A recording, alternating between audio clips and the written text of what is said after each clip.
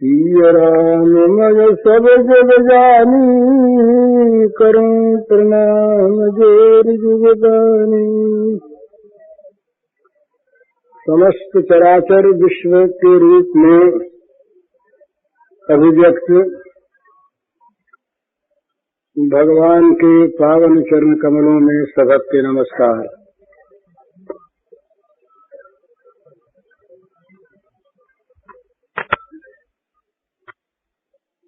मानव में और पशु इत्यादि में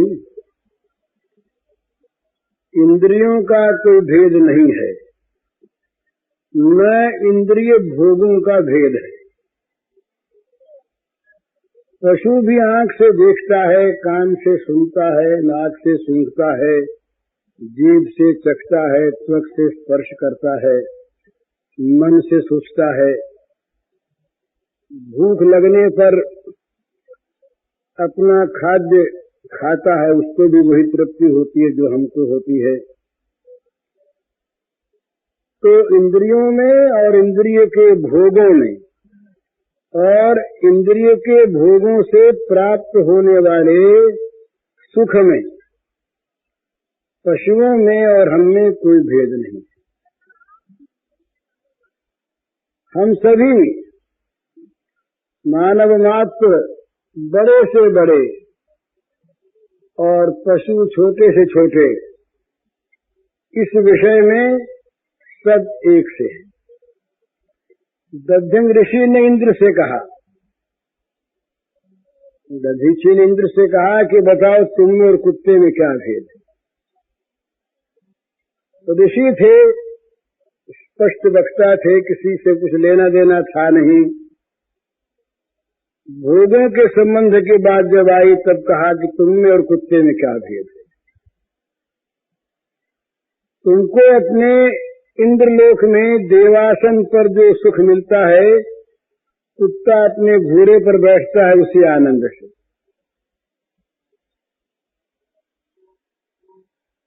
कुत्ते को भी वही सुख है, तुमको भी वही सुख है। इंद्राणी के साथ, कुत्ती के साथ कोई भेद नहीं। तो मनुष्य में और पशु में जहाँ भेद होता है, वहाँ एक विशेष यही बात रहती है कि इंद्रिय और इंद्रिय भोगों के अतिरिक्त मनुष्य के पास एक ऐसी चीज है जिसका सदुपयोग करके मनुष्य अपना भविष्य सुधार सकता है।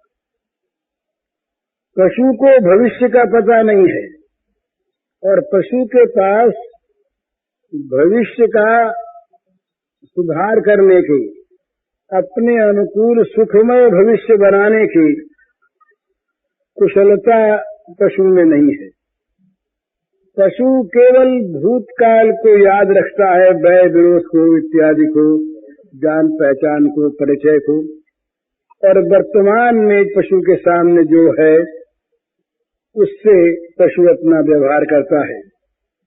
भविष्य का पशु को बहुत कम पता है और पशु के पास उस वस्तु की कमी है जिससे वो बुरे भले का, सत्य असत्य का, नित्य अनित्य का, पवित्र अपवित्र का भेद करके अच्छे को ग्रहण कर ले, बुरे को त्याग दे। ये वस्तु नहीं, इस वस्तु का नाम है विवेक। इस वस्तु का नाम है विवेक। किसी से ऐसा माना जाता है कि जो मनुष्य विवेक भ्रष्ट है, जिस मनुष्य का विवेक नाश हो गया, उसका शतमुखी पतन होता है। मनुष्य में विवेक ही एक ऐसी चीज है जो मनुष्य के मनुष्यत्व को कायम रखता है और बढ़ाता है और मनुष्य को देवत्व की ओर ले जाता है। मनुष्य में मनुष्यता को अक्षुण्ण रखने वाली वस्तु और मनुष्यता से देवत्व की ओर ले जाने वाली वस्तु विवेक है। ये विवेक जिस मनुष्य में नहीं, उस मनुष्य में और पशु में कोई अंतर नहीं। विवेक क्या सिखाता है, ये बहुत समझने का विषय। विवेक क्या सिखाता है? विवेक अच्छे बुरे का, नित्य अनित्य का, सत्य असत्य का, जड़ चेतन का, शुभ अशुभ का भेद करके, विश्लेषण करके बता देता है ये बुरा है, ये अच्छा है, और फिर कहता है अच्छे को ग्रहण करो, बुरे को छोड़ो। तो जगत में जहाँ मिथ्या अनित्य सत्य असत्य वस्तु का विचार करते हैं विवेक से, वहाँ निश्चय हो जाता है एक परमात्मा सत है और सत असत है। परमात्मा के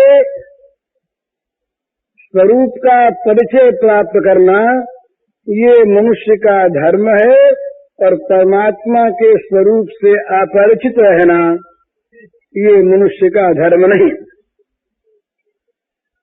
परमात्मा को प्राप्त करने की साधना में संलग्न रहना ये मनुष्य का कर्तव्य है, और परमात्मा से दूर ले जाने वाले, दुखों के समुद्र में ले जाकर के डाल देने वाले कार्यों से, साधनों से, चेष्टाओं से अलग रहना कर्तव्य है। तो इससे सिद्ध होता है कि जिस मनुष्य का विवेक जागृत है, उस मनुष्य के जीवन की गति भगवान की ओर होनी चाहिए। ये सिद्ध है, क्योंकि सत्य भगवान है, पवित्र भगवान है, परम सुख भगवान है, परम शांति भगवान है, और भगवान की प्राप्ति इस रूप में मनुष्य चाहता है, उसका विवेक बताता है। तो भगवान की प्राप्ति की इच्छा जिस मनुष्य के जागृत होती, उस मनुष्य की मानवता का जागरण होता। जिस मनुष्य में भगवत प्राप्ति की इच्छा जागृत नहीं, वो मनुष्य, कड़ी बात तो है, मनुष्य नहीं, मनुष्य रूपेण मृगाश्चरन्ति ही। ये शास्त्र कहते हैं कि मनुष्य के रूप में वो पशु विचरता है। और यदि कहीं मनुष्य का बुद्धि कौशल पशुता और पैशाचिकता की वृद्धि में लग गया, फिर तो कहना ही क्या है। किसी पशु ने, किसी हिंसक पशु ने आज तक अणु बम, हाइड्रोजन बम बनाया हो तो बताइए। किसी बड़े से बड़े हिंसक पशु के बुद्धि में ये बात नहीं आई। वो तो जो उसके सामने भक्ष्य आता है, उसको चाहे पेट भरकर खा ले, वो चाहे एक जानवर हो चाहे 1000 जानवर हो, जितना उसका पेट खाली हो। पर पशु योजना नहीं बना सकता, पशु जीवों के मारने की योजना नहीं बना सकता। हमारी सरकार ने योजना बनाई, 14 करोड़ रुपए रखे हैं नई इस पंचवर्षीय योजना में मछली इंडस्ट्री के लिए। मछली इंडस्ट्री सुना होगा नाम, ये नया नाम है इतिहास में। मछली की भी कोई इंडस्ट्री होती है। ये राजकीय पैमाने पर कानूनन हिंसा का इतना बड़ा प्रोग्राम शायद किसी ने नहीं बनाया।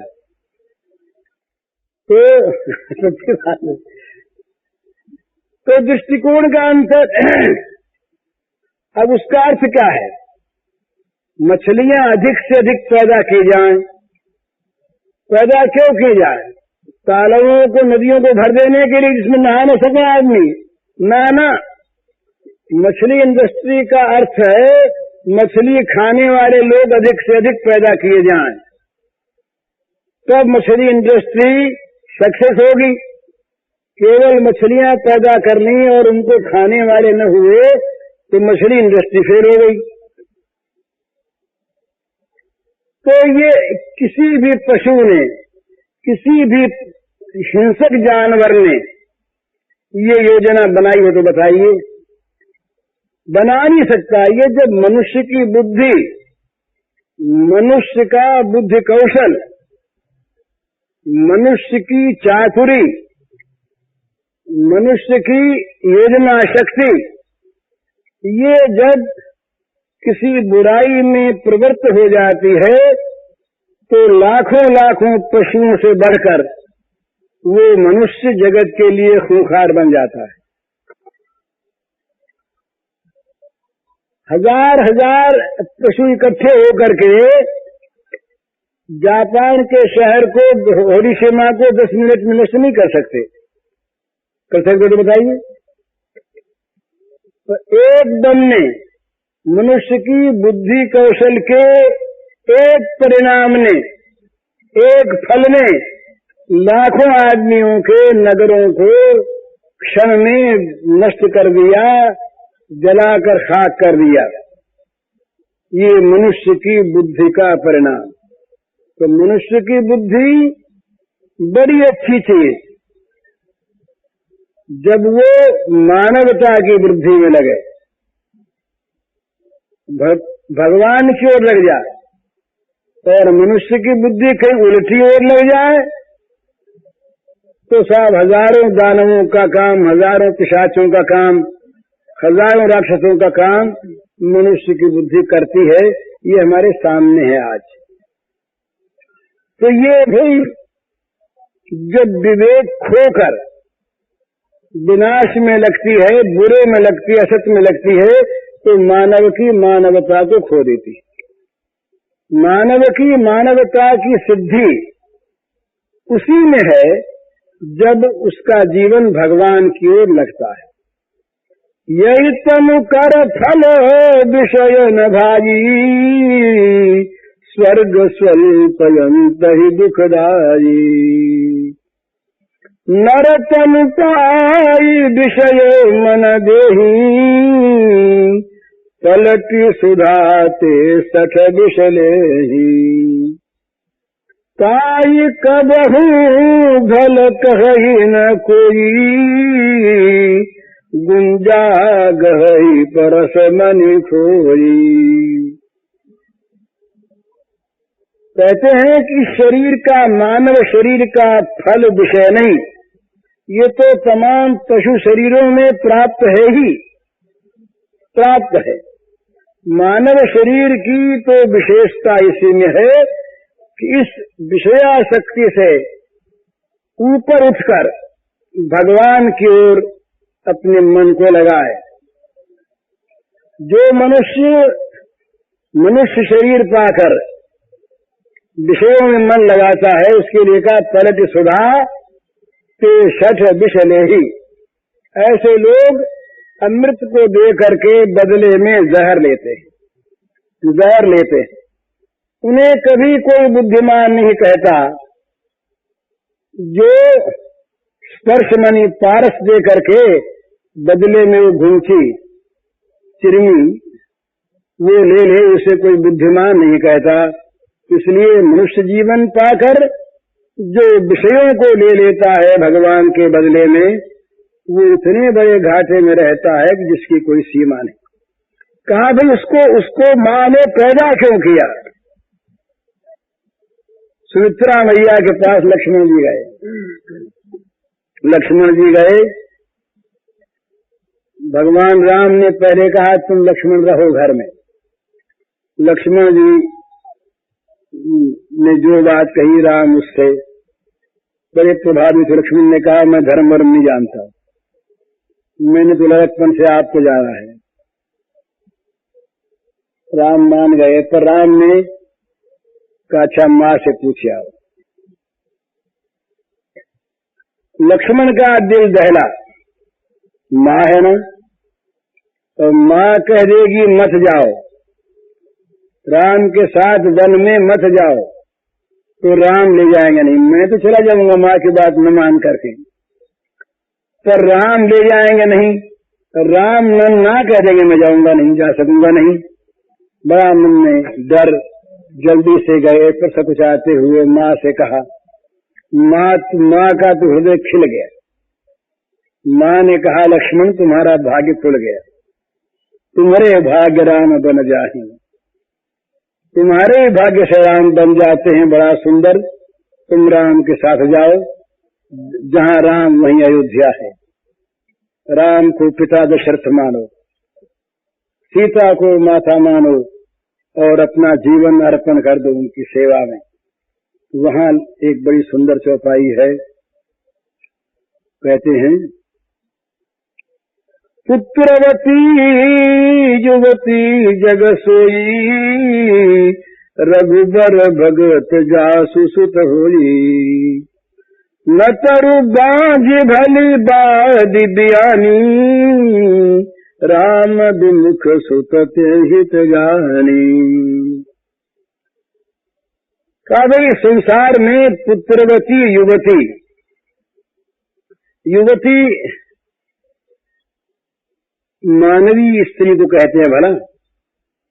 गधी को, घोड़ी को, गाय को, जवान गाय को कोई युवती नहीं कहते, और पुत्रवती भी नहीं कहते।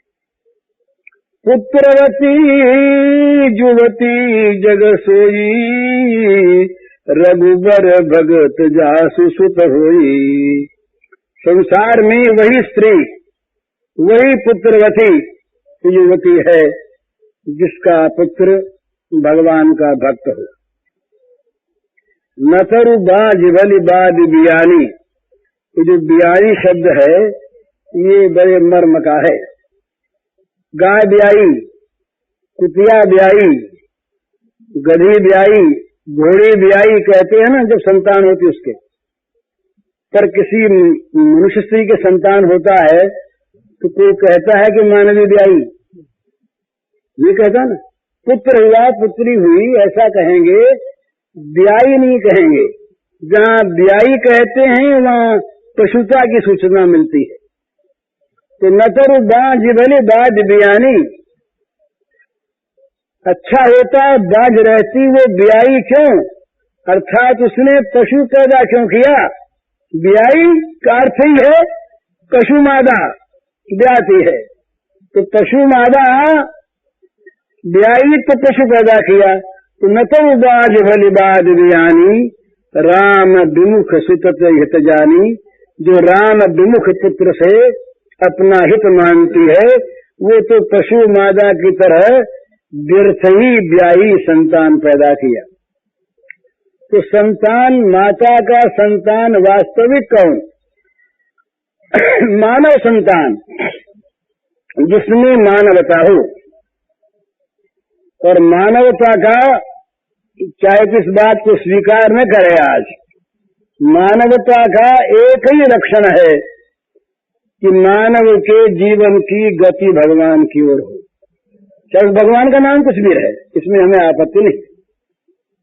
मानव का जीवन भगवान की ओर मुड़ा रहे, उसके जीवन का लक्ष्य भगवान हो, भोग न हो, तब मानव की मानवता। नहीं तो मानवता में और पशुता में, इंद्रियों में और इंद्रियों के भोगों में तो कोई भेद है ही नहीं। मानव की मानवता की सिद्धि होती है भगवान की ओर लगने में। जब भगवान की ओर लगेगा तब क्या होगा, और भोगों की ओर लगेगा तब क्या होगा, ये आज के जगत में देख लीजिए। आज या और कभी, जब कभी जगत में मानव समाज का लक्ष्य भोग हुआ है, जब कभी हुआ है, तभी जगत में अनाचार, अत्याचार, भ्रष्टाचार ये फैले हैं, और ये फैले बिना रह नहीं सकते। कि भगवान से अर्जुन ने पूछा, महाराज जानते हैं पाप है, अथ केन प्रयुक्तोऽयं पापं चरति पुरुष अनिच्छन्नपि वार्ष्णेय बलादिव नियोजितः। महाराज भगवान मन नहीं करता, इच्छा नहीं करती कि हम पाप करें। अनिच्छन्नपि, इच्छा न होने पर भी पापम चरति पुरुष, मनुष्य पाप का आचरण करता है। कैसे करता है? बलादिव नियोजितः, मानो कोई बलात्कार से लगा रहा हो, जबरदस्ती कोई पाप करवा रहा हो। इस प्रकार से मनुष्य इच्छा न होने पर भी पाप का आचरण करता है। तो महाराज बताइए कि न प्रीतोयम पापम करे, ये कौन लगाने वाला है? मनुष्य को इच्छा न होने पर भी पाप में लगाता कौन है, पाप करवाता कौन है? तो भगवान ने का भाग्य में पाप लिखे हैं, नहीं कहा तो सीधा रास्ता था। सब कुछ कह देते भाग्य में लिखा है, हम मजबूर हैं, क्या करना? भगवान ने कहा कामेश क्रोधेश रजोगुण समुद्भव महाशनो महापात्मा विद्येनो वैरिणम। तुम्हारे अंदर बैरी बैठा है, तुमने बैरी को अपने मन में बसा रखा है, और इतना प्रबल बैरी है कि सारे पापों की जड़, और वो खाते खाते उसका कभी पेट भरता ही नहीं। महाशन बोले महाराज वो कौन है? कहा वो विषय कामना है। विषय काम, संसार के भोगों की कामना, ये जिसके हृदय में बैठी हुई है वो पाप से बच नहीं सकता, बच नहीं सकता।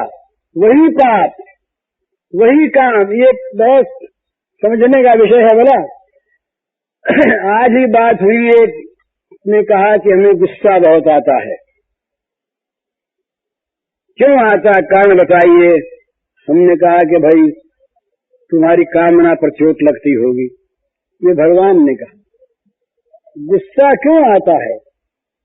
जब हमारी कामना प्रतिहत होती, हमारी चाही हुई चीज नहीं मिलती, हमारा मन चाहा नहीं होता, हमारे अनुकूल कार्य नहीं होता, कामना ही क्रोध बनता है चोट खाकर, और कामना ही लोभ बनता है सफल होकर। ये नियम है, ये बिल्कुल भगवान ने एक स्तर बांध के बताया। ध्यायते विषयान पुंसा संगस्तेषु बजायते संगात संजायते कामः कामात् क्रोधो विजायते क्रोधात् भवति सम्मोह सम्मोहात् स्मृति विभ्रम बुद्धिभ्रंशात् बुद्धिनाशो बुद्धिनाशात् प्रणश्यति। 8 बात बताई। मनुष्य विषयों का चिंतन करता है, चिंतन किए हुए विषयों में मन फंसता है, आसक्ति होती है, आसक्ति से कामना पैदा होती है, चीज मिले, मिल जाने पर लोभ होता है, थोड़ी मिली और मिलनी चाहिए, और न मिलने पर गुस्सा आता है। गुस्सा क्रोध और लोभ पैदा करते हैं सम्मोह की मूर्खता, सम्मोह से पैदा होता है स्मृति भ्रंश, उससे पैदा होता है बुद्धिनाश, और बुद्धिनाश का फल होता है सर्वनाश। ये मनुष्य के गिरने का क्रम है, यूं गिरता है। तो भोगों की कामना जिसके मन में है, जिस मनुष्य के या जिस राष्ट्र के या जिस विश्व के, उसमें अनाचार भ्रष्टाचार पापाचार होगा ही।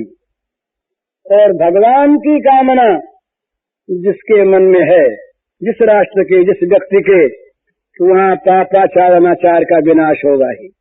ये सिद्धांत मान लेना चाहिए। इसलिए मानव यदि मानव होना चाहे तो भगवान की ओर मुड़े, मानव यदि करना चाहे तो भगवान की ओर मुड़े। शांति कामना वालों को नहीं मिलती।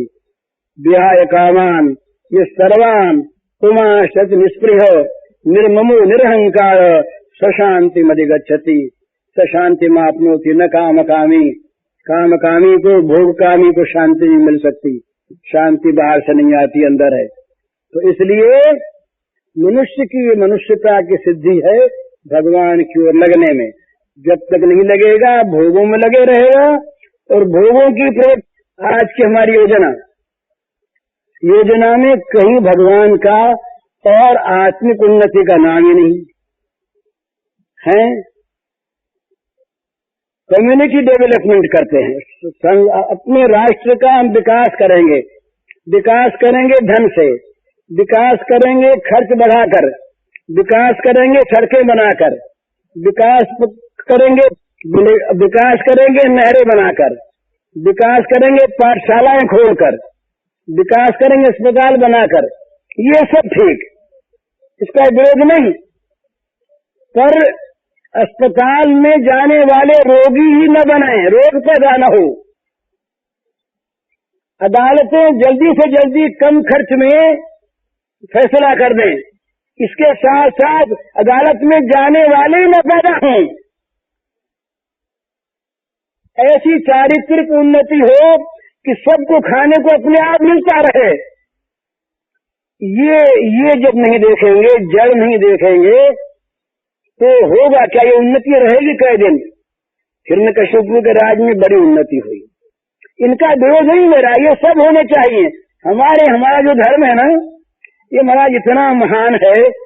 इस धर्म में 4 पुरुषार्थ माने, अर्थ धर्म काम मोक्ष। अर्थ को भी स्थान है और काम को भी स्थान है, पर अर्थ और काम हो धर्म नियंत्रित और उनका लक्ष्य हो मोक्ष। काम बन गया। ये तो अभ्युदय निश्रेष सिद्धि सधर्म, ये वैशेषिक दर्शन का सूत्र है, जिसके द्वारा कुर्सियों में एक कुर्सी ले भैया, ये सर्वांगीण उन्नति हो, जिसके द्वारा समाज की सर्वांगीण उन्नति हो, अभ्युदय हो। अभ्युदय का सर्वांगीण उन्नति, और जिसके द्वारा निश्रेष की प्राप्ति हो, परम कल्याण मिले, उसका नाम धर्म। तो हमारे यहाँ सांसारिक उन्नति का विरोध नहीं, परंतु केवल सांसारिक भोगों की प्राप्ति ही जीवन का उद्देश्य भी नहीं। सांसारिक भोगों की प्राप्ति जहाँ जीवन का एकमात्र उद्देश्य होता है, वहाँ मनुष्य नहीं रह सकता। वो पशु बनेगा, राक्षस बनेगा, असुर बनेगा, पिशाच बनेगा, कुछ भी बनेगा, वो नहीं रहेगा। तो ये एक सिद्ध बात है। जहाँ विषय कामना है वहाँ पर पाप होंगे ही, और जहाँ पाप होंगे वहाँ दुख होगा ही। और जहाँ भगवत प्राप्ति की कामना है, भगवान की ओर जीवन जा रहा है, वहाँ पापों का नाश होगा ही। तो पापों का नाश होगा तो दुख का नाश होगा ही। तो इस प्रकार से ये एक समझ लेने की चीज है कि मानव की मानवता की सिद्धि भगवान की ओर लगने में है, चाहे उस भगवान का नाम हम कुछ भी रखें। मानव की मानवता भोगों के प्रवाह में बहने से नहीं रह सकती। तो आज का जगत जो उन्नति चाहता है, हमारी जितनी योजनाएं हैं, उन योजनाओं में कहीं अध्यात्म को, चारित्रिक उन्नति को, कम से कम मानव धर्म को भी कहीं खास तौर पर स्थान नहीं है। हम जनता के जीवन को ऊंचा उठाना चाहते हैं। ऊंचा उठाना चाहते हैं किस स्तर पर? कहाँ? जनता के जीवन को ऊंचा उठाना, सत्य में, अहिंसा में, विश्व प्रेम में, दया में, करुणा में, सेवा में, त्याग में, संयम में, इनमें ऊंचा उठाना चाहते हैं, या भोग में, इंद्रियलिप्सा में, सिनेमा देखने में, मोटरों पर बैठने में, अच्छी सड़कों पर चलने में, केवल कॉलेजों में 5-5 जूते रखने में? ये महाराज आज के ये स्टैंडर्ड ऑफ लिविंग, इसकी व्याख्या करके देखिए। जिसके पास एक जूता है, या महाराज जी की तरफ से जो नंगे पांव चलते हैं, ये निम्न स्तर है, जीवन का उच्च स्तर नहीं। कहीं गमछा पहन करके ये जिंदगी नहीं करता, ऐसा लोग कहते हैं। विद्यार्थियों से बात मेरी हुई है, वो कहते तुम्हारा नीचा स्तर है। कहीं गमछा पहन के गंगा में नहा लिए, नीचा स्तर। और पाखाने के नल से वहां से टब में नंगे होकर नहा लिए, ऊंचा स्तर, ऊंचा स्तर। कहीं हाथ पैर धो करके जमीन पर बैठकर आसन पर और पत्तल में खा लिया तो नीचा स्तर, और कुर्सी पर बैठकर टेबल पर रखे हुए भोजन को कांटे चमचों से खा लिया तो ऊंचा स्तर। ये आप लोगों को शायद मालूम नहीं होगा, बहुतों कुछ को मालूम होगा जो आजकल से परिचित हैं। हमारे यहाँ एक कलेक्टर साहब का ट्रांसफर हुआ, तो उनकी विदाई में भोज दिए गए। तो गोरखपुर के टाउन हॉल में भोज की तैयारी थी, बाहर लोन में कुर्सियां लगाई गई थी।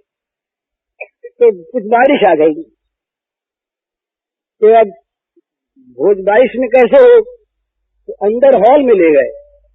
गोरखपुर में हमारे टाउन हॉल का जो हॉल है छोटा है, इतने आदमी उसमें हम आते नहीं।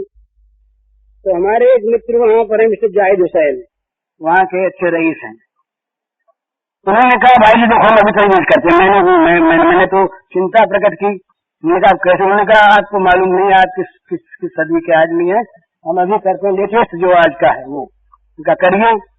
तो उन्होंने टेबलों पर सारे सामान सजवा दिए और कुछ छुरी रख दी, चमचियां रख दी और सारी कुर्सियां उठा दी। इसका क्या नाम भूल गया मैं,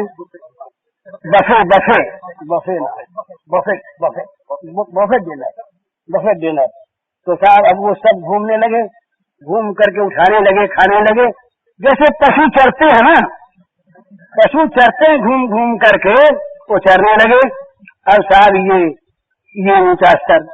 हमारे एक बहुत सम्मान्य मित्र जो सरकारी ऊंचे पद पर आज हैं, नाम की आवश्यकता नहीं, हमारे पुराने मित्र, वो गोरखपुर में आए, हमने उनको भोजन करने के लिए बुलाया। तो टेबलें तो हमने रखी थी, कुछ टेबल तो रखी थी, लेकिन अपने घर की रसोई बनी थी, दाल भात रोटी सब ये सब बनवाया। हमने दो एक खानसामे बुला रखे थे, शायद जरूरत पड़ जाए, तो हम लोग उनको परसने लगे। तो वो जो सज्जन हमारे मित्र थे वो कुछ नहीं बोले, वो बड़े सहृदय सज्जन, बोले ही नहीं। उनके बगल में दो एक और सज्जन उनके साथ ही कई थे, वो बैठे थे। तो हम लोग वो हमारे आदमी वो करछी से भात परस रहे थे, दाल परस रहे थे। तो उन लोगों ने कहा कि आप लोगों को भोजन कराना तो आता नहीं है, आज का एटिकेट आप जानते नहीं, आज की चीज आप समझते नहीं। हमने कहा क्या? बोले चमची सबके पास है, आप थाली सामने करिए, भात की थाली, दाल की थाली, ये जरूरत होगी उतना ले लेंगे अपनी चमची से, फिर आगे बढ़िए, फिर और आगे बढ़िए, फिर और आगे बढ़िए। सीधा काम है ना, मैंने सबकी जूठे सब खा ले हैं। अब ये ऊंचा स्तर।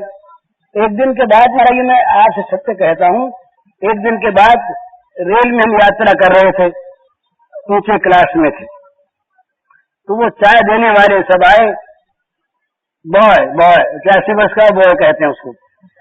तो वो चाय वाय दे गए। तो उसके बाद मैं ऐसे ही प्लेटफॉर्म पर उतर गया था, मेरी कोई इच्छा नहीं थी, लक्ष्मी नहीं था। मैं उस चाय की वो थाली प्लेट जो वापस ले गया, उसके पीछे पीछे में ऐसे ही चला गया कौतूहल से। जाके देखा वहां पर, तो उन प्यालों में जितनी चाय बची हुई थी वो ले जाकर उसने उस केटली में डाल दी। साहब तो मैंने कहा ये क्या?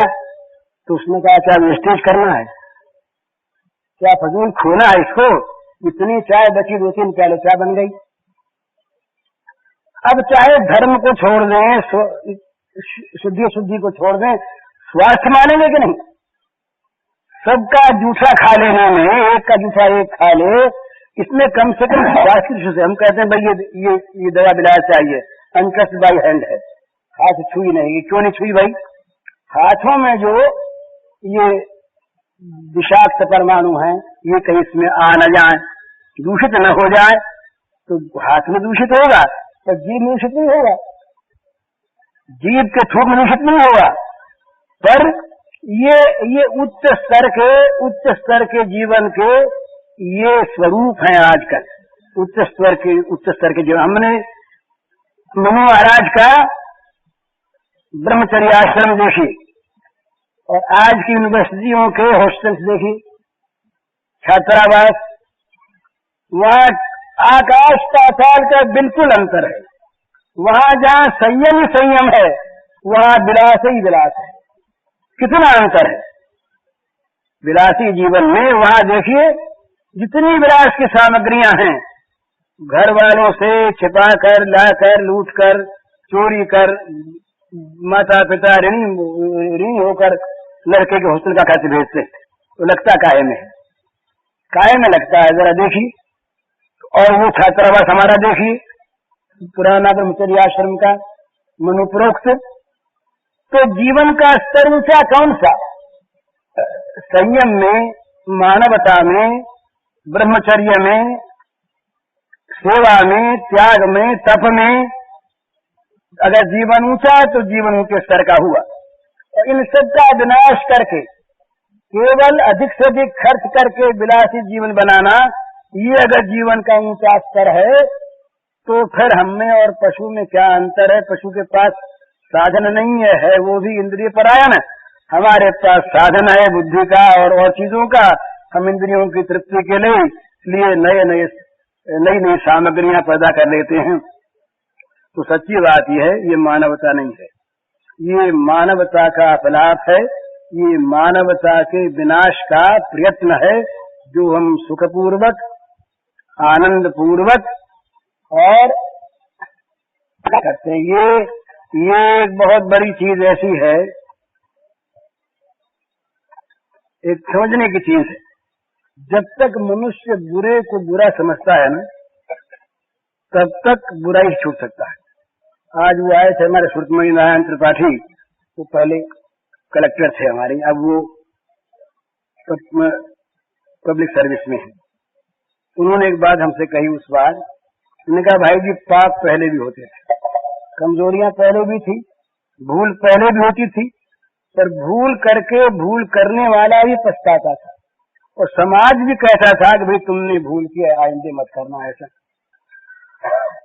आज हम अपराध करके गौरव का बोध करते हैं कि हमने बड़ा काम कर लिया और समाज के लोग हमारी पीठ ठोकते हैं कि तुमने बड़ा अच्छा काम किया, तुम बहादुर हो। ये चीज जब समाज में आ जाती है, उस समाज की भलाई कैसे हो, उसका स्तर ऊंचा कैसे हो? धन का ऊंचा स्तर नहीं तो राक्षसों के पास भी होता है, लुटेरों के पास धन बहुत हो जाता है, उससे क्या होता है? ये ऊंचा नहीं। विलास की सामग्रियां अधिक पैदा हो जाएं, अधिक पास हो जाएं, स्तर ऊंचा नहीं। स्तर ऊंचा है जिसका हृदय ऊंचा, जिसका जीवन ऊंचा, जिसका चरित्र ऊंचा, जिसका आचार ऊंचा, उसका ऊंचा स्तर है। तो ये ऊंचा स्तर भोग कामना से नहीं होता। जितनी भोग कामना बढ़ेगी, हमारा आदर्श था पहले त्याग, वृत्ति त्याग हमारी, और परिवसान हमारा त्याग में, शुरुआत त्याग से और परिवसान त्याग में, बीच में वो जो भोग, वो भोग भी त्यागमुखी, त्याग के लिए ही वो भोग। इस प्रकार का जब जीवन था, तब जीवन में सुख था, तब जीवन में वास्तविक शांति थी। ये 100 वर्ष से मशीन युग आया, पैसा बढ़ा, ये हम जानते हैं, पर क्या शांति आई? विज्ञान देवता के हम जिसकी पूजा करते हैं वो पूजनीय अवश्य है, पर विज्ञान को जिस दिशा में आज हम ले गए, उस विज्ञान ने हमारे उच्च स्तर का विनाश किया या विकास किया? तो सच्ची बात यह है कि जब तक हमारी बुद्धि, जब तक हमारी मति, जब तक हमारे जीवन की गति भगवान की ओर नहीं होती, तब तक मानवता की प्राप्ति नहीं होगी, मानवता की रक्षा नहीं होगी, मानवता बढ़ेगी नहीं, मानवता के नाम पर दानवता खेलेगी। जहाँ लोभ, जहाँ काम और जहाँ क्रोध, ये जीवन में तीन जीवन के आश्रय होकर के आ गए, जीवन के स्वरूप बन करके आ गए, वहाँ पतन अवश्य होगा। त्रिविधम नरकस्येदम द्वारं नाशनमात्मनः कामः क्रोधः तथा लोभः तस्मात् एतत्त्रयं त्यजेत् तात तीर्यति प्रबल खल काम क्रोध लोभ। ये तीन, त्रिविधम नरकस्येदम द्वारं नाशनमात्मनः, आत्मा का पतन करने वाले, आत्मा का विनाश करने वाले, ये तीन नरक के दरवाजे हैं। त्रिविधम नरकस्येदम द्वारं नाशनमात्मनः, एक काम, एक क्रोध और एक लोभ। जिनके जीवन में, हमारे जीवन में अगर हम इन्हीं की परायणता में आ गए, ये हमारे जीवन के संबल बन गए, ये हमारे जीवन के सहायक बन गए, ये हमारे स्वभाव में आ गए, तो उत्थान कैसे होगा? फिर तो हम पतन को उत्थान समझेंगे, दुर्गति को प्रगति समझेंगे, विनाश को विकास समझेंगे। विनाश को विकास मान लिया, दुर्गति को अधोगति को प्रगति मान लिया, पतन को उत्थान मान लिया। तमोगुणी जब बुद्धि होती है, भगवान ने कहा, तब अधर्मम धर्म मिथया मन्यते तमसावृता सर्वार्थान विपरीताश्च बुद्धि सा पार्थ तामसी।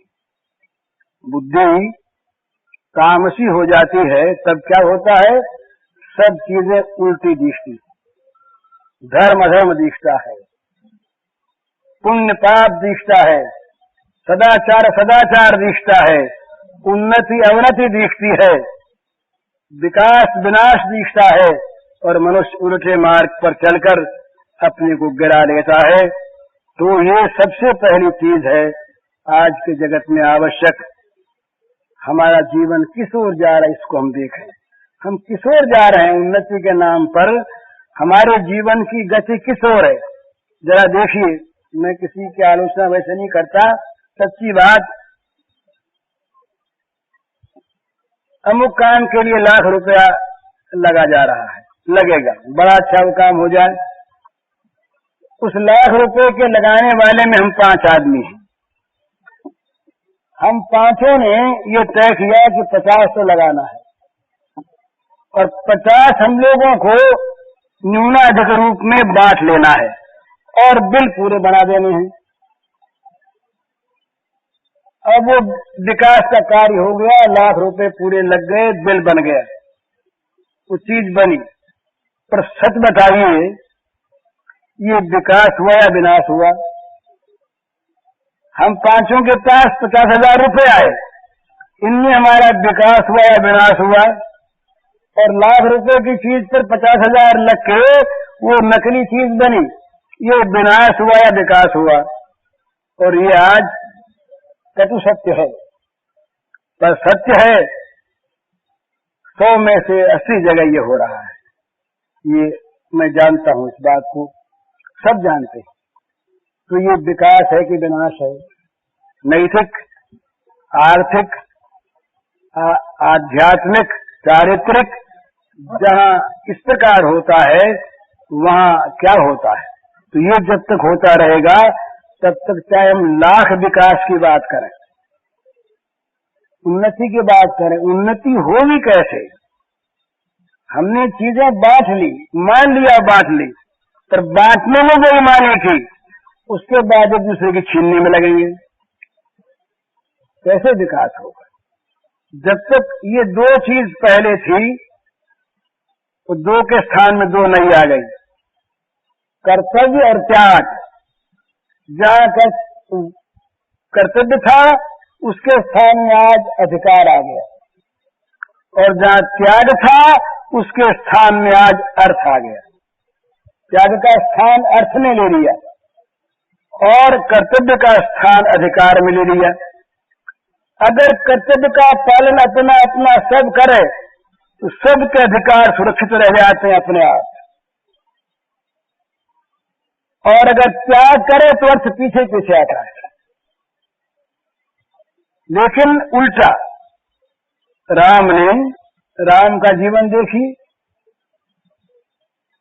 भरत का जीवन देखिए, कर्तव्यनिष्ठ तो दोनों के अधिकार रहे और संघर्ष हुआ नहीं।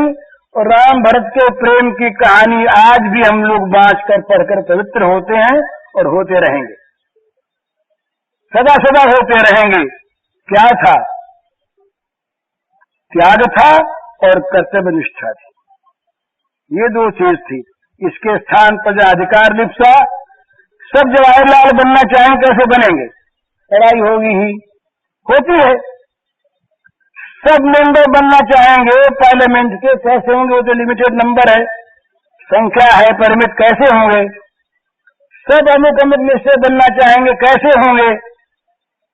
पर अगर सबकी वो लिप्सा, ये लिप्सा आज की वो राजनीतिक दृष्टि से डेमोक्रेसी में प्रत्येक मनुष्य इस प्रकार के ख्वाहिश कर सकता है, ये माना, परंतु वो उसमें अगर नियत बुरी हो जाए तब क्या होगा?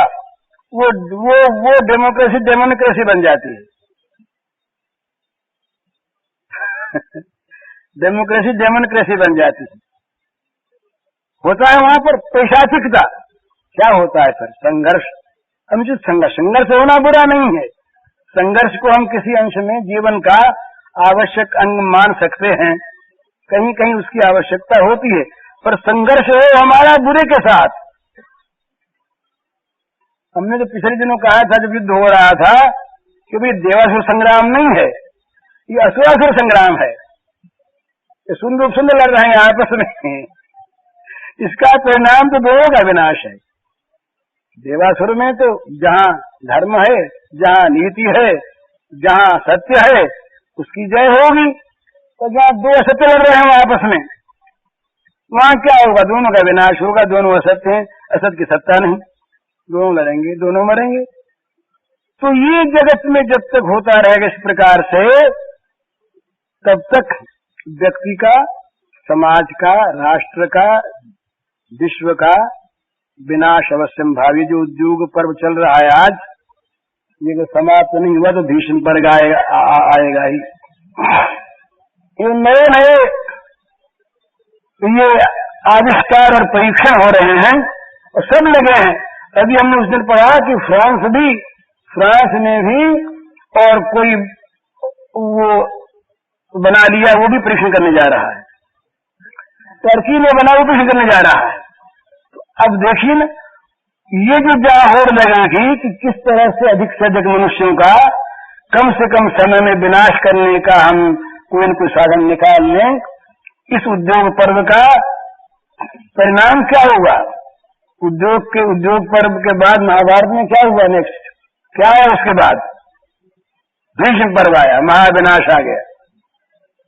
तो ये चीज, तो जब तक हमारे मन में ये महाविनाश है, जब तक हम एक दूसरे की अवनति पर अपनी उन्नति चाहते हैं, दूसरे के सत्य को छीन कर सत्वाधिकारी बनना चाहते हैं, दूसरे के घर को जलाकर उसके भस्मावशेष पर अपना महल खड़ा करना चाहते हैं, वहां क्या हमारा महल खड़ा रहेगा? वहां क्या हमारी विजय होगी? वहां क्या हमें सफलता प्राप्त होगी? कभी नहीं हो सकती। जैसा हम चाहते हैं उसी दूसरा भी चाहता है। हम चाहते हैं उसका विनाश करके हम सुखी हो जाएं, वो चाहते हैं इसका विनाश करके हम सुखी हो जाएं। परिणाम क्या होगा? दोनों का विनाश होगा, दोनों का विनाश होगा। पर यदि दोनों चाहें कि हम त्याग करें और इसकी उन्नति हो जाए, वो कहे हम त्याग करें इसकी उन्नति हो जाए, दोनों की उन्नति होगी, दोनों में त्याग होगा। तो सुख जो है ना, ये त्याग में है, अधिकार में नहीं, छीना झपटी में नहीं। और अधिकार जो है ये कर्तव्य में है। अपने आप कर्तव्य का पालन करिए, अधिकार अपने आप जिसका जो है अपने आप आ जाएगा। हमारा कर्तव्य किसी को छीने नहीं, उसका अधिकार रखें, अपने आप रहेगा, स्वाभाविक बात। तो इसलिए मानवता की सिद्धि के लिए ये परम आवश्यक है कि मनुष्य की भोग वृत्तियां संयमित हों और वृत्तियों का प्रवाह भगवान की ओर चलने लगे, तो हमारा अर्थ, हमारा समाज, हमारी लौकिक चेष्टाएं भगवत अभिमुखी हो जाएंगी। और भगवत अभिमुखी चेष्टाएं जो हैं वो सब के सब भगवान की पूजा बन जाएंगी। स्वकर्मणा समभ्यर्च सिद्धिम विन्दति मानव। फिर हमारे कर्म से भगवान की पूजा होगी, और जब भगवान की पूजा होगी तो परम सिद्धि की प्राप्ति अवश्य। सिद्धिम विन्दति मानव, स्वकर्मणा समभ्यर्च सिद्धिम विन्दति मानव। अपने कर्म के द्वारा भगवान को पूज कर और सिद्धि की प्राप्ति हम कर सकेंगे। तो मानवता की सिद्धि हमें पहले करनी चाहिए। तो उसमें क्या है? मानव में भगवान की ओर जब प्रगति होगी तो मानव धर्मों का विकास होगा, मानव धर्म का। और हम छोड़ दें और चीजों को, लंबी व्याख्याओं को। यूं तो ये यम नियम, दैवी संपत्ति, भागवतोक्त साधारण धर्म, ये सभी एक सी चीजें हैं, ये गीता की दैवी संपत्ति। पर सबसे पहले हम मनु के 10 धर्मों को ले लीजिए। मनुप्रोक्त जो 10 धर्म हैं ये मानव धर्म है। मानव धर्म है। इनका विकास यदि न हो मानव में, तो मानव की मानवता सिद्ध नहीं होती, और मानवता सिद्ध नहीं होती तब तक वो मानवोचित जीवन नहीं पा सकता, और मानवोचित जीवन नहीं होगा तो पिशाच, पशु, दानव कुछ भी बना हुआ वो समाज में उपद्रव करता रहेगा। मानव प्राणी शांत होकर के, सुसंयत जीवन होकर के समाज की सेवा में लगे तो समाज को ऊंचे से ऊंचा ले जा सकता है। और मानव प्राणी पशु पिशाच होकर यदि समाज में उपद्रव करने लगे तो समाज सारा अस्त-व्यस्त होगा, विध्वस्त होगा, समाज में अशांति फैलेगी, समाज में संघर्ष, अनुचित संघर्ष होगा, अन्यायपूर्ण संघर्ष होगा, और उसका परिणाम विनाश होगा। तो यहाँ का विनाश नहीं है, सच्चा विनाश है आध्यात्मिक विनाश। यहाँ का विनाश भी हो जाए और हम भगवान को प्राप्त कर लें तो ये विनाश भी हमारे लिए वांछनीय हो सकता है, ये विनाश भी आदरणीय हो सकता है। पर जहाँ हमारा आध्यात्मिक जीवन नष्ट हो गया, जहाँ हमारे मानस का स्तर नीचा गिर गया, कि कल हमने कहा था कि शरीर के रोग मरने के साथ मर जाते हैं। कोल हो, बड़े से बड़ा और रोग हो, जब हम मरे, शरीर मरा तो रोग मर गया, पर मानस रोग मरने के बाद साथ जाते हैं। मन के रोग जो हैं ये मरने के बाद मरते नहीं हैं, ये सूक्ष्म शरीर में ये साथ रहते हैं संस्कार बनकर। देखते हैं कोई बच्चा बड़ा गुस्सैल होता है, कोई गाय बहुत मारने वाली होती है, कोई बड़ी सीधी होती है, ये क्या यदि जितने स्वभाव आते हैं ये पूर्व संस्कार वश आते हैं। तो ये मन के रोग मरने के बाद भी साथ रहते। तो मन के रोग अगर हमारे नहीं मिटे, मन के रोग हमारे बढ़ते रहे तो हमारी कोई उन्नति नहीं, हमारा कोई विकास नहीं, हमें मानवता की प्राप्ति नहीं हुई। हम अच्छा है कि अच्छी से अच्छा होता हम मानव न बनते। जहाँ थे वहां तो रहते ना। मनुष्य बने कुछ आगे बढ़ने के लिए, और मूल की पूंजी खो चले और इतना ऋण बढ़ा चले जो फिर जन्म जन्मांतर में उसे उतारना पड़ेगा। तो ये हमारा पतन है कि उत्थान? ये हमारी भलाई है कि बुराई? ये हमारी प्रगति है कि अधोगति? जरा सोचिए, हम धन कमाने के लिए आए, लाख रुपया लेकर के आए। मान लीजिए हमको मालिक ने भेजा, लाख रुपए ले जाओ और व्यापार करो। हमने यहाँ करके ऐसा दुर्व्यापार किया, दुर्व्यापार, जिससे वो लाख की पूंजी तो खो ही दी, ऋण बढ़ाया और चोरियां की। तो फल क्या होगा? कर्जदार रहे और जेल भोगने के अधिकारी हो गए। दो बात हुई ना, लाख की पूंजी खोई और ऋण बढ़ाया और जेल खाने के अधिकारी हुए, क्योंकि चोरियां की, बदमाशियां की। तो मनुष्य बने मानवता का अधिकार लेकर, ये पासपोर्ट लेकर के आए हम पार होने के लिए।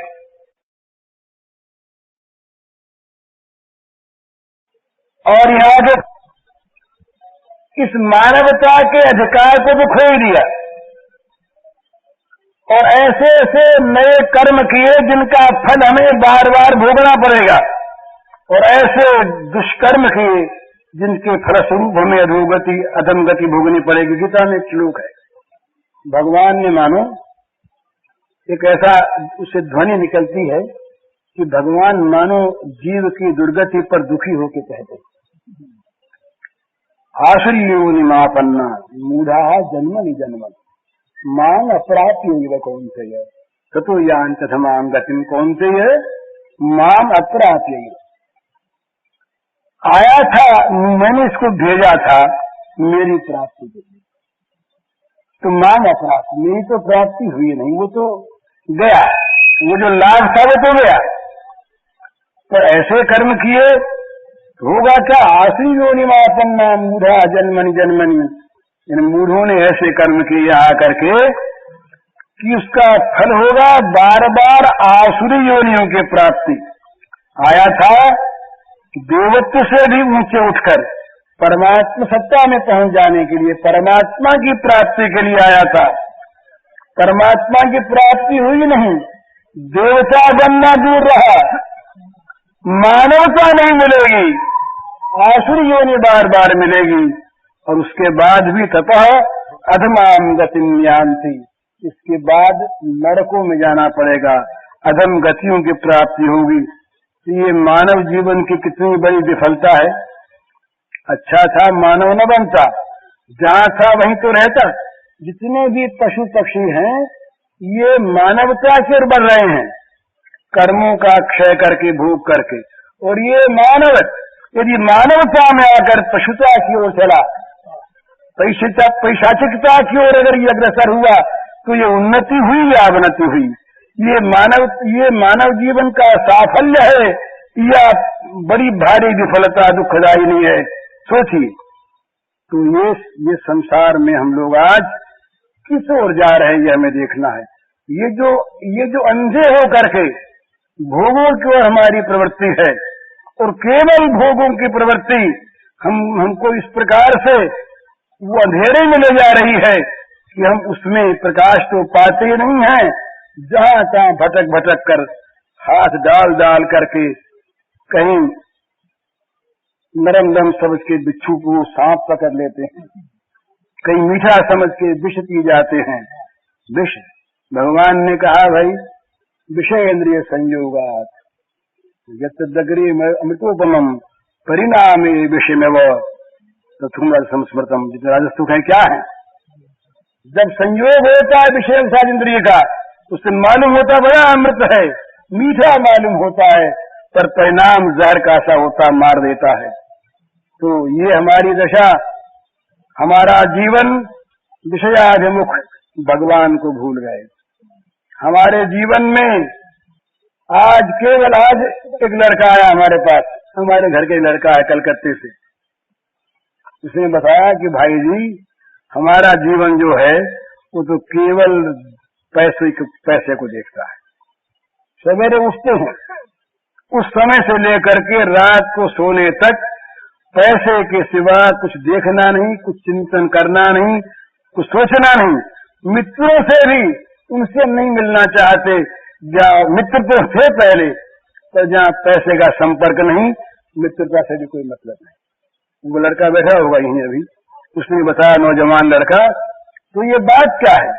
जीवन इस प्रकार का हमारा बन गया कि हमारे जीवन में आज चारों तरफ केवल भोग हैं, केवल भोग को हम देखते हैं, भोग को सुनते हैं, भोग का स्पर्श करते हैं, भोग को सूंघते हैं, भोग को चखते हैं, हमारा भोग को सोचते हैं। बुद्धि हमारी भोग में लगी, मन हमारा भोग में लगा, इंद्रियां हमारी भोग में लगी। होगा क्या इसका परिणाम? क्या जरा सोचे। मालूम नहीं होता, जब आदमी अंधा होकर चलता है ना, तब उसे पता नहीं लगता कि किस गड्ढे की ओर जा रहा है, गड़ा नहीं दिखता उसे। वो तो देखता है प्रमत्त होकर के, उन्मत्त हो गया, बुद्धि मारी गई। पीत्वा मोहमयी प्रमाद मजरा उन्मत्त भूतम जगत, उन्मत्त भूतम जगत, सारा जगत उन्मत्त हो करके मोह की ये मजरा पी करके पागल हो गया। बस कौन कहे, समझाए कौन? जो समझाने वाला मूर्ख, समझाने वाला बेवकूफ, कौन कहे, कौन समझाए? कुएं भांग पड़ी। पर ये दशा सत्य सत्य रहेगा, असत्य असत्य रहेगा। वोटों के बल से ईश्वर को आप कर दीजिए, उनकी ईश्वर नहीं है। पर उससे क्या, कोई हजार मूर्ख बैठ करके प्रस्ताव पास कर लें कि हम सूरज को नहीं मानते, न मानो, पर तुम्हारे न माने सूरज उगना बंद हो जाएगा क्या? हम सत्य नहीं मानते, तुम्हारे न मानने से क्या सत्य नष्ट हो जाएगा? तुम सत्य को न मानकर सत्य से वंचित रह जाओगे, तब भी सत्य तुम्हारे पास आएगा, तुम्हें सिर चढ़ के सत्य बोलेगा, क्योंकि सत्य है, सत्य है। लेकिन सत्य मिट नहीं सकता। इसी प्रकार से संसार में भगवान मिट नहीं सकते, सत्य मिट नहीं सकता, धर्म मिट नहीं सकता। हम नहीं माने हमारी हानि होगी, हमारा नुकसान होगा। इसलिए जो लोग समझना चाहते हैं, जो लोग अपनी वास्तविक उन्नति चाहते हैं, सुख चाहते हैं, शांति चाहते हैं, देश का भी उत्थान चाहते हैं, आज देश के उत्थान में ये कहने की बड़ी आवश्यकता है कि आर्थिक उन्नति के साथ साथ, भौतिक उन्नति के साथ साथ, हमारी पंचवर्षीय स्कीमों के साथ साथ एक ये बात भी रखो कि हमारी चारित्रिक उन्नति हो, हमारा मानवता का स्तर ऊंचा हो। पैसा हम प्राप्त कर लेंगे और बेईमान बन गए तो क्या होगा? हमारी सड़कें बहुत बन गई तो सड़कों पर डाके डालते घूमेंगे हम तो क्या होगा? कारखाने बहुत बन गए पर कारखाने अगर गरीबों को लूटेंगे तो क्या होगा? मनुष्य में मनुष्यता पहले आनी चाहिए। ये चीज हमें बड़ी आवश्यक है। आज सबसे पहले ये साथ रहेगी तो भौतिक उन्नति, भगवान के अनुकूल रहकर पूजा की सामग्री जब बन जाता है अर्थ, तब तो होता है वो ठीक। और अर्थ यदि कोई भगवान का स्थान, भगवान का शब्द बढ़ जाता है तो अर्थ पर वो मार डालता है, वो स्वयं विषय है। तो इसलिए ये चीज साथ रहे। पूज्य श्री भाई के इस प्रवचन का शीर्षक है सारे कर्मों से भगवान की पूजा करें, और इसका कैसेट संख्या है 38।